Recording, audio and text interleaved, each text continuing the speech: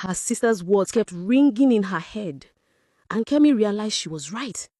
If she stayed, she would lose herself.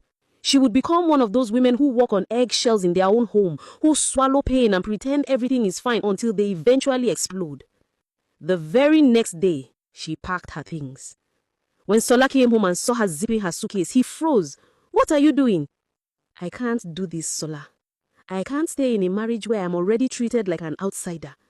If your mother and your sister mean more to you than your wife, then you don't need me here."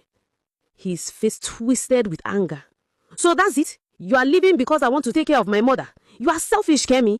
She looked him dead in the eyes. "No, Sola. I'm leaving because you never saw me as your partner, just as a guest in your family's house." And with that, she walked out. Filing for divorce wasn't easy. Emotionally, it felt like Kemi was ripping off her own skin. Legally, it was messy too. Her parents tried to intervene, telling her to reconsider. His family, on the other hand, called her disrespectful and selfish, saying she had no right to abandon her son over something so small. But to Kemi, it wasn't small. It wasn't about the mother-in-law moving in. It was about respect. It was about partnership. It was about the man she had loved for 6 years, choosing to silence her instead of stand with her. And when they finally sat in front of the mediator, Sola wouldn't even look at her. He kept telling them she is the one who doesn't want the marriage. She refused to accept my family. Kemi wanted to scream, "No! I refuse to accept disrespect." Or she stayed quiet, because she knew nothing she said would change his mind.